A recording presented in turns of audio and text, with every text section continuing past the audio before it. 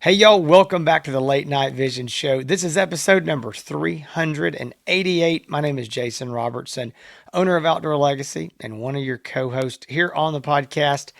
As always, I've got Hans with me, but guys, I want to tell you, we've got a hot off the press review for you today. We're really excited about this scope. It is brand new to the market. Thankfully, we've had it for a little bit, been able to get some field time with it. So, Hans, tell them Yeah. what scope we're going to be talking about today. Yeah, exactly. We've got the RIX Leap L6R today, the review. Jason's going to be showing the scope today. I'm going to be running down the specs. We got a lot of video to share with you on a bunch of hogs and coyotes and animals, the different ranges. And that's really, what people want to hear about is obviously our thoughts on it, Jason, but they want to see the scope in action. So I also, I've got some hunting clips with it over on my YouTube channel. So if you want to watch that, I've already posted some of those as well. But before we get into the review, if you are looking to purchase a night vision or thermal optic and you need advice and you want to purchase from Outdoor Legacy, we would love to earn your business. We don't expect it. We want to earn it. And we do that through our customer service where you can call in and you can talk to me. We can talk about which scope might be right for you. The scope that we're reviewing today, the RIX Leap L6R, Jason, I'm going to ruin the review, I guess, and tell everybody it's a great scope. But that doesn't mean it's the right scope for you. There might be another RIX product that might be right. The only way to figure that out for sure, yes, reviews are a great resource, and a lot of channels do reviews. But to know if an optic is truly right for you, you need to have a conversation with somebody that's used not just the scope that you're interested in, because you would get a very slanted and biased, opinion of it. But you need to talk to somebody that's tested a lot of scopes over a long period of time. So you have that historical information that somebody can draw from and say, yes, this is going to be right for you, or, based on what you're trying to do. We can do that through a very short telephone conversation. Now, if you know what you want, you've tested it and all that, and you just want to hop over and buy it, fantastic. OutdoorLegacy.com. If you want to call, if you want the consultation, if you want to buy from Outdoor Legacy, you can talk to us directly, 877-350-1818. Jason, let's talk about, before we get to the specs, because people are going to want to know, what is the difference between the new RIX Leap L6R, obviously the R means rangefinder, the new one, L6R, versus I hate to say the old one, but the RIX Former. Leap L6, yeah, the Right. former, the L6. So, what are Yeah. the differences that RIX is really touting on the new one? For sure. So I do want to say, go ahead and get the price out there. This unit is, again, it's just released. We're here in October of 2025. Current pricing on this unit is $4,499. So right at $4,500 for this unit. And the big difference, you've already said, it is the R in the name, which means rangefinder. It has a built-in laser rangefinder, and it is actually built into the lens of this scope. It's not hanging off the side or added on or Bluetoothed on. It is a built-in laser rangefinder. I'll be showing that in just a few minutes when we do the walk around. There are a few differences. A couple, we're just going to go to this real quick between this and the original L6 that it had a rangefinder, but it was an option that you could add on later, and it would Bluetooth into the scope. So it was, again, you had to connect it to the scope. Nothing wrong with that, but a lot of people, they want one that is built right in, integrated. They can't knock it off, bump it, don't have to mess with Bluetooth, anything like that. So that's the number one Yeah. business. And I Big kind of feel difference. like a lot of companies are moving away from the removable add-on laser rangefinders. Kind of seems that way, doesn't it? It does. I think Yeah. everybody's moving to this, and I said business. I meant difference. So yeah, I think this is the way everybody is trending now. Also, they're saying it has a larger eyepiece on it, and so when the actual when you're looking inside of the scope, Mhm. uh, it seems like you have more room in there, and that's maybe a pro and a con. That they say that it helps with the ocular zoom, which we'll be talking some Mhm. more about. I think we can see a little more black area around the screen, but they're saying it helps with the ocular zoom, and we do agree the ocular zoom is a very big. It's greatly improved, I should say, Mhm. from the original. The ocular zoom it's been flawless for us on both this model and the L3R, Mm-hmm. which is their 384 version of this too, by the way, that's out. Ocular zoom has worked really, really well. Mm-hmm. Also, they have slightly upgraded the sensor. It's got a slightly lower millikelvin rating, NETD rating. And, the question comes right off the bat. So, new scope, new sensor. Is this going to be a wildly better image than the L6 that maybe you currently already own? Our answer to that is no. I mean, is it slightly upgraded? Yes. Is this the kind of scope that you go out and sell your L6 that you own to buy this new L6R just for the image quality? Our answer to that is no. I do think there is maybe some, very, very slight improvement in certain situations that you may see, but we don't feel that it's just some giant image quality improvement. I think if you're Mm-hmm. upgrading to this scope because you already own the L6, I think it's because you're wanting the built-in laser rangefinder. I think that would be the reason for the upgrade. Obviously, it does have the laser rangefinder built in, as well as ballistic calculations. They've got an app for that. You can create your profile, upload it, got all the ballistic data in there. The reticles are now thinner than they Mm-hmm. were on the L6 original model. And part of that also, because of that, it helps this ocular zoom. There were some issues on the originals where sometimes there'd be some distortion of the reticles. Hans and I were not a big fan of the ocular zoom on the original L6. We discussed that in our review. It was okay, but we had some issues. We have not noticed that at all. So I think what they're claiming is a little better display screen, the larger eyepiece, as well as the thinner reticles, and whatever they've done to improve the ocular zoom seems to have taken out any of those complaints or issues Mm-hmm. that we might have had in the other one. So basically, that's it in a nutshell. At the end of the day, ocular zoom is improved and the laser rangefinder is built into it.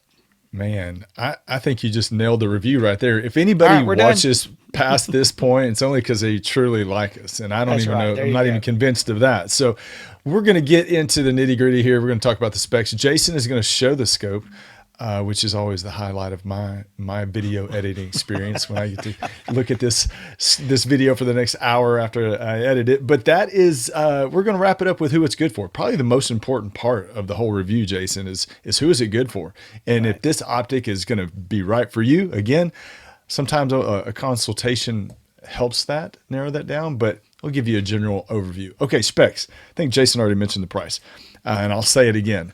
It is the price on it's $4,499. It's a 640 by 480 thermal sensor resolution, 50 hertz refresh rate, 12 micron. It has a sub 20 millikelvin NET thermal sensor rating. Starts at 2.8 power and goes up to 8.4 power. That's 3 times digital zoom. So 2.8 to 8.4. It's got a 46-foot field of view at 100 yards. We also mentioned it's got the improved ocular magnification. So you're doing, it's not digital zoom. It's different than that. You're actually using magnification on the ocular side of it, on the front end of it there. 2,800 yard detection range. Jason and I are saying, just from our experience out using it, conservatively IDing coyotes, hogs, that you're going to be able to ID those animals at between 400 to 600 yards. 400 yards in, on nights when there's more humidity in the air. If it's really foggy, it's going to be quite a bit less than that. And that's common for any other scope. But normal conditions, 400 to 600 yards on a coyote or a hog. Let's see. Man, I lost my place in my notes here.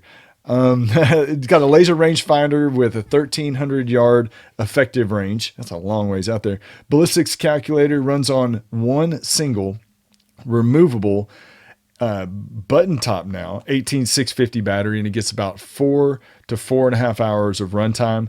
It has the color palettes are white hot, black hot, color, red monochrome, green monochrome, and red hot. It does have Wi-Fi and to the RIX app that you can put on your tablet or your phone. Video audio recording with recoil activated video. It's got a 1920 by 1080 resolution display. That's the display screen. an operating temperature at -4 degrees to 122 degrees Fahrenheit, and a 5-year warranty through RIX. Again, $44.95. I'm sorry, $44.99 is the price. And Jason, unless I screwed something up, why don't you show them the Nope. scope? I was following along here. I didn't have your No, specs, but I was making notes, making sure you didn't miss I something. I think barely you're had them. I good. could barely read them. Yeah, but go Yeah. ahead. So one thing I will mention briefly is the resolution has been raised up. The original L6 was a 640 by 360. They're saying this is a 640 by 480, but it still has the wide frame display screen, which is a 1920 by 1080 display screen. So that's a wide format. So if you're familiar with the original L6, this is just going to be the same type of display where it's a little bit thinner vertically, but it seems wider. So just if you looked at the old one, you'll be familiar. It's going to be the same thing on this one. All right, so here's the unit itself. I'm so hard to hold these up, and you may not even can hear me on the microphone. But this is the unit, as you can see right here. It is in the RIX branded 30 millimeter tube single piece quick detach mount. I'll turn it around. There are the QD throw levers here on this side. This does come in the box with the optic, so you do not have to purchase another another mount with it. All right, starting up front right here, I'm going to try to show this. Don't know if I can well. You can see all my lights here. Basically, you can't see it well, but right there, I'm trying.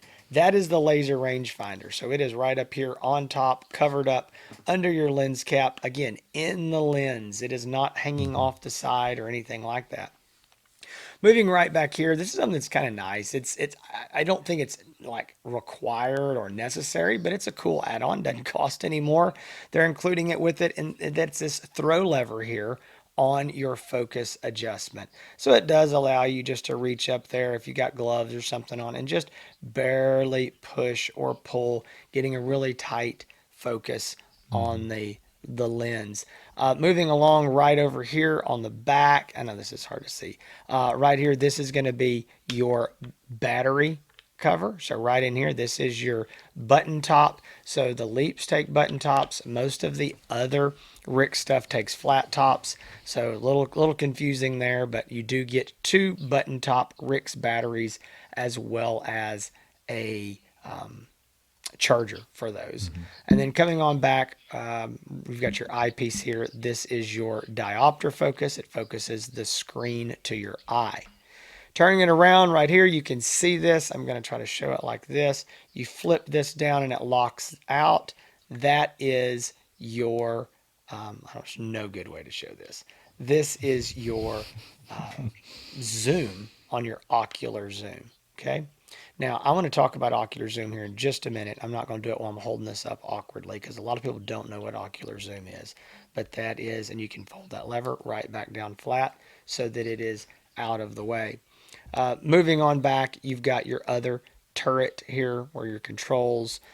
You've got your turret on the top as well. So all three of these, even though this is the battery compartment over here, this does turn.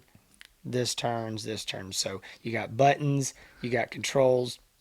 I will say, oh, also, by the way, before I forget, right here on this side, this is your, I know you can't see this. My lighting's I'm terrible just here, but laughing at all this, man, because it's, I'm thinking about the guy in the car, and it's like you turn this here, it has buttons and it's controls, and I'm terrible. like, It's this terrible. is. It's just, There's no this is good the way to do worst. I it, got a though. microphone in I the know. way. This is There's not no good. good way to do it. Yeah, So especially this for. is your USB port over there if you want to run external power or you want to pull videos off straight to a computer that way. So, a couple things I want to note.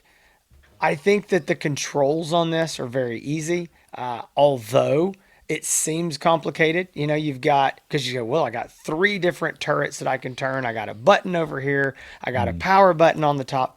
It's actually very intuitive. And so we found that, you know, a lot of people, even new to thermals, can figure these scopes out pretty darn quickly because of the way that their turrets work. It's probably more intuitive than a lot of the 30 millimeter tube scopes.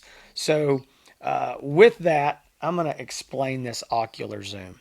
real quick, just in case some people don't know, because while RIX was the first to come out with it, with their original Leap series, it is becoming something that's a little more popular in the market, but not everybody knows what it is. Essentially, it is a bit of a trick. And instead of using your digital zoom, which this scope has, when you digitally zoom a thermal optic, you're cutting your resolution down. Every time you double your magnification, you cut your resolution or image quality in half. And that's just a negative of the way thermal optics work. They're digital optics.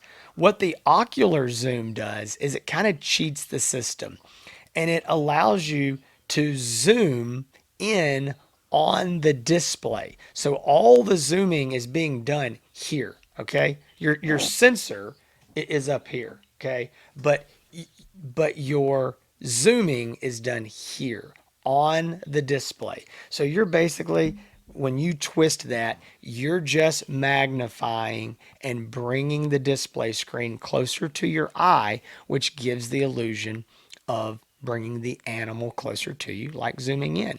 But what's nice about it is with this high resolution display screen, you're not zooming in the thermal sensor and losing all that image quality. So yes, as you continue to zoom in on that screen, it will get pixelated as you've just brought those pixels really, really close to your face. But it takes a little bit, and this goes from so again, this is a 2.8 power, so it goes from 1 to 3. So we're gonna call this a 3 power for easy math. Okay, if you're basically at 3 power, you can just slowly start zooming up, and it's just incremental. It's a smooth zoom all the way up until you get 3 times your base mag, which is basically 9 power. So that's what you're going up to. Really cool feature, really, really nice.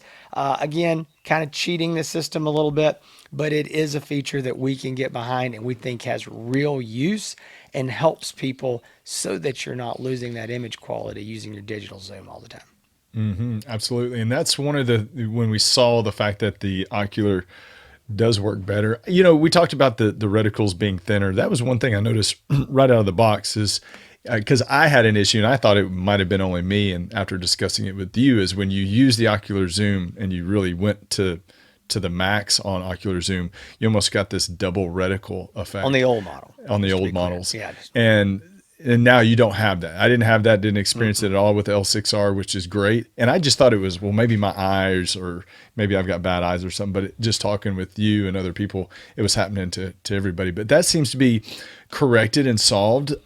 Let's talk about a couple of the negatives real quick, Jason. Let's get that out of the way. And then we can move on to the there's a small one here that is supposedly being cleared up with a software firmware update. When you turn on the laser rangefinder, there's essentially no way to turn it off. You can press the button and it will stop the LRF, so it's not just pulsing, and it throws up your ballistics. You know, throws up like a hash mark on your reticle, and it turns the LRF off. But that's really the only way right now, short of turning the whole scope off. Most people aren't really going to care because they're buying this scope probably for the laser rangefinder, so they're going to be happy to have the laser rangefinder running. But RIX did say that there should eventually be a firmware update that will allow you just to turn that completely back off with a button press if that's what you want to do. I think the only small annoyance I have, it's the exact same thing. I said this on the original L6. It's probably going to be less of an issue here, and I'll explain why. Is that right over here on your right hand side of the scope, this turret, this is how you use your digital zoom. And you can go up in small increments by just twisting this knob, okay? So it's incremental digital zoom. Really like that.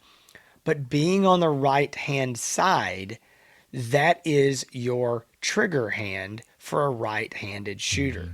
So you have to let go completely of the rifle. Now, if you're locked into a tripod that can hold your rifle up, no issue.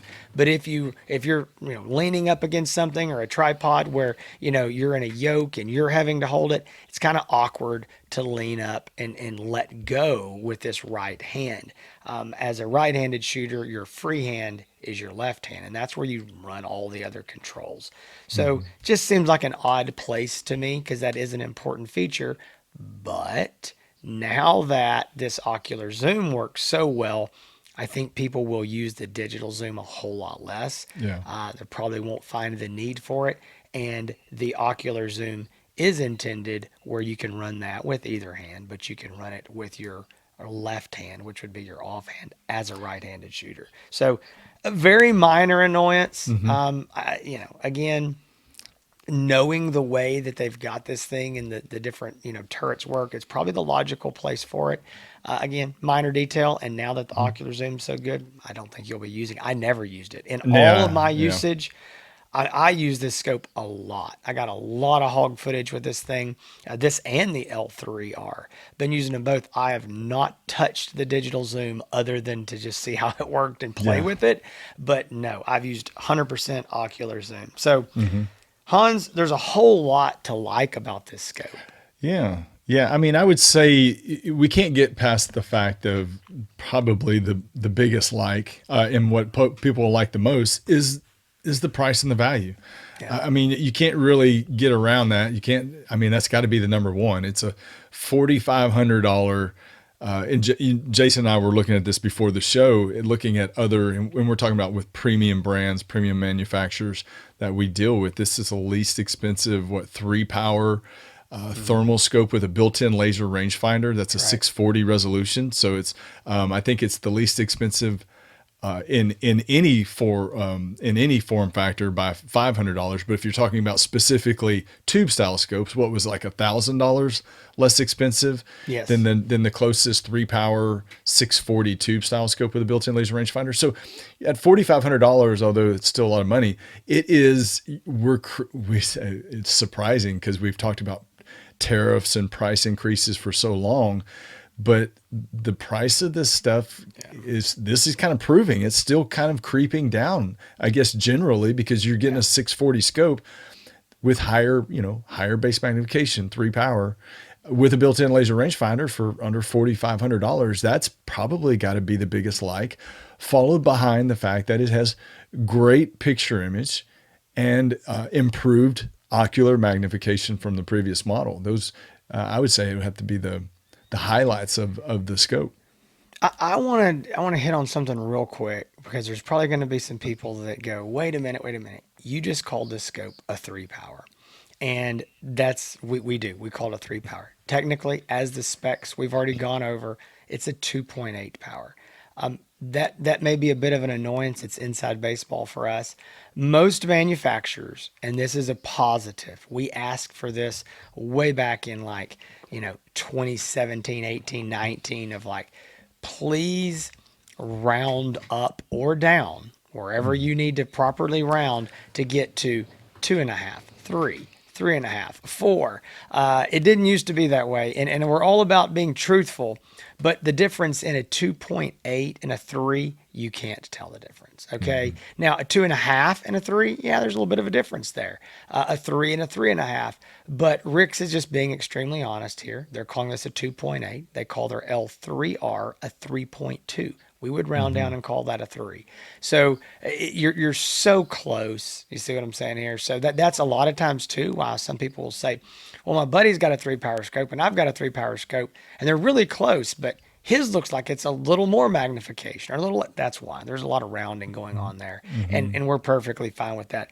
In our opinion, we would recommend 3-power scopes to a whole lot of people, and we would not say, well, this is a 2.8 power, so you can't consider it. No, it's essentially a 3, and it's probably what a lot of other manufacturers have got as well. They've just rounded up. And there's people always ask, is this 3-power scope going to look like another brand's 3-power scope? There is no governing body that the scientific formula that all these companies are using to determine their own base or what their base magnification is. I mean, one company's 3 power might look like another company's 3.5 or 2.5. So it's not the same across the board. So if you have a scope and your 3 power looks different than your buddy's 3 power base, there's just no standard throughout the market that makes these companies required to, have this specific. It's just basically the companies are telling you what it is. Yeah, they're going to Essentially. be generally close. I would Yeah. say that. Yeah. And They're if not we going to see be something far that's off. egregious,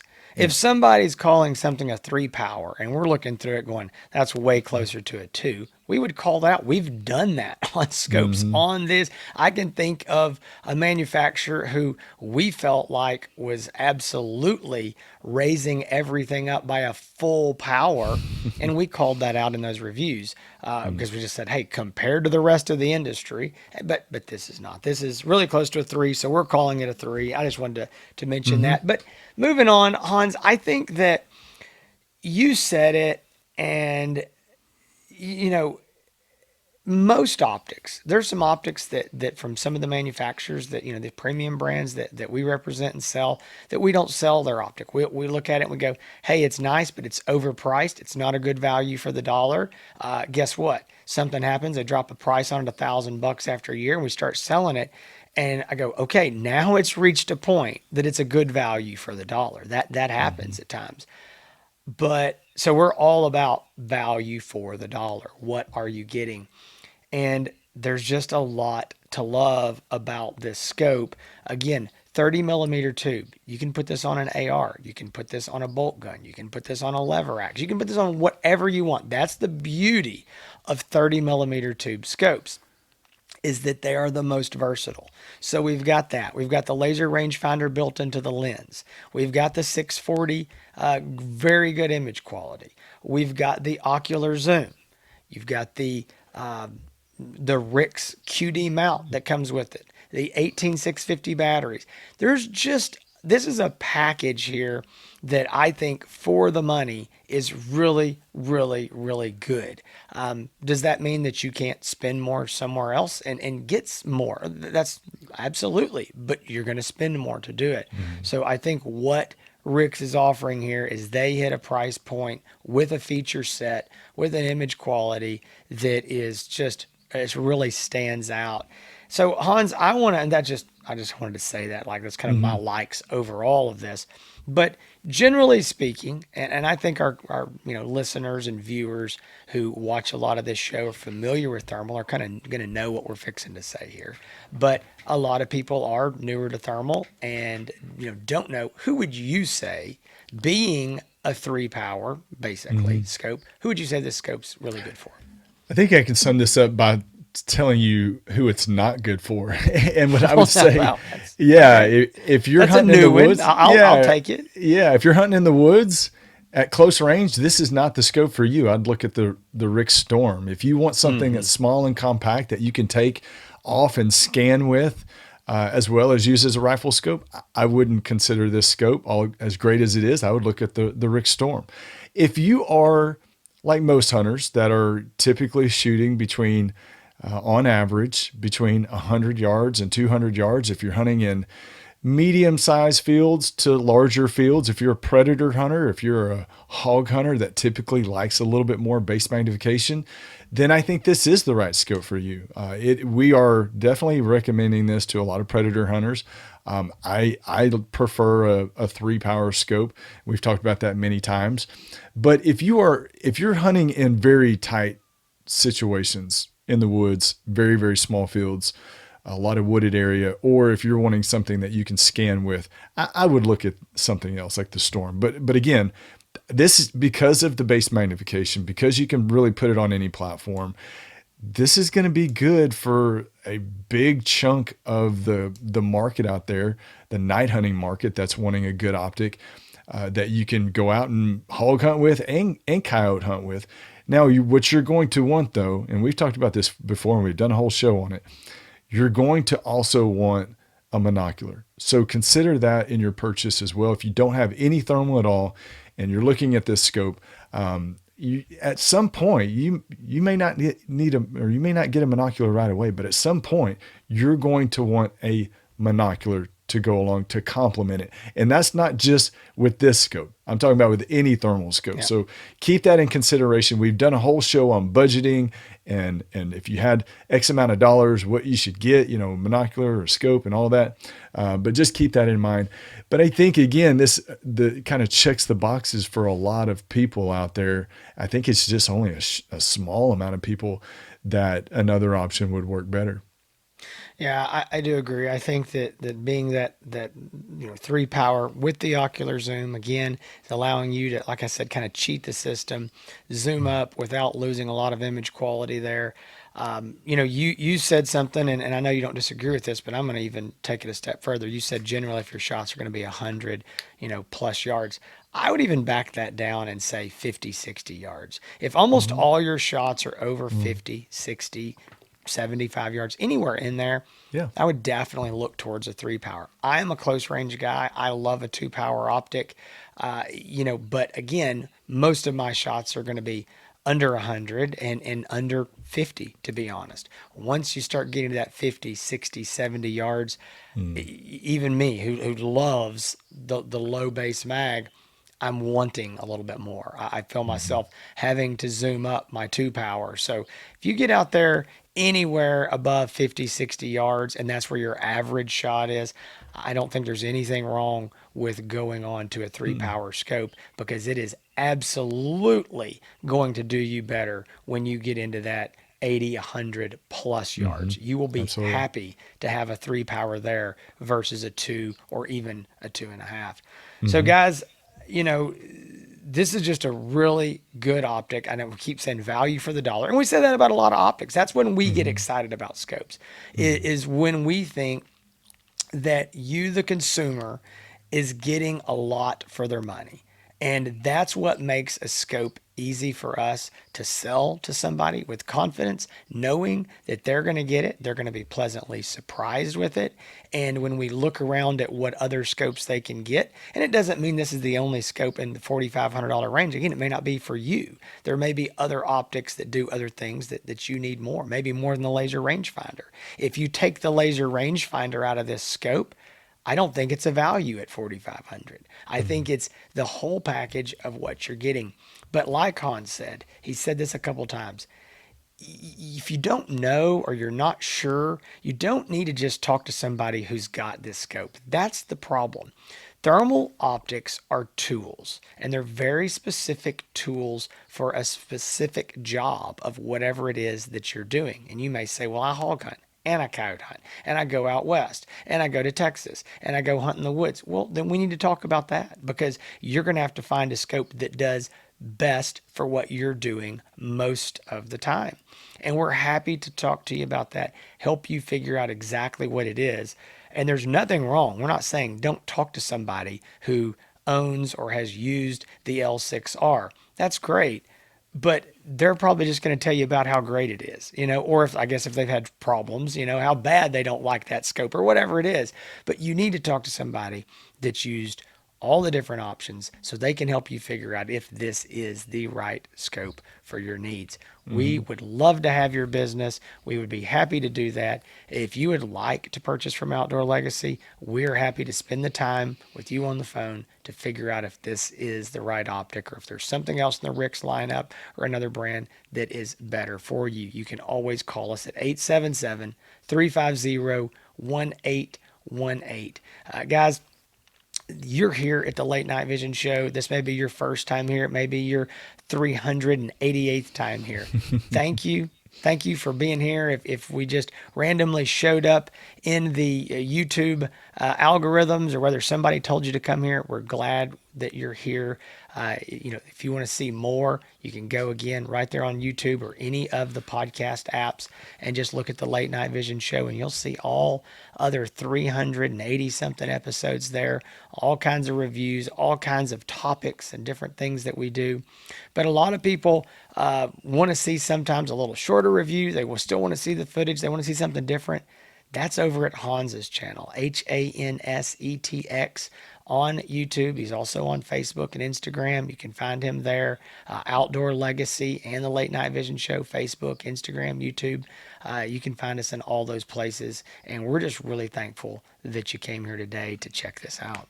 Yeah, thank you, Jason. So we have talked, Jason and I did, and we are starting the best of series of shows. So Yep. coming up very soon. I don't want to talk about which one we're doing yet because we haven't put a pin in it yet. We think we I know think what we're we doing, know, but yeah, we could be wrong. but things change. But we are starting the best of 2025 shows.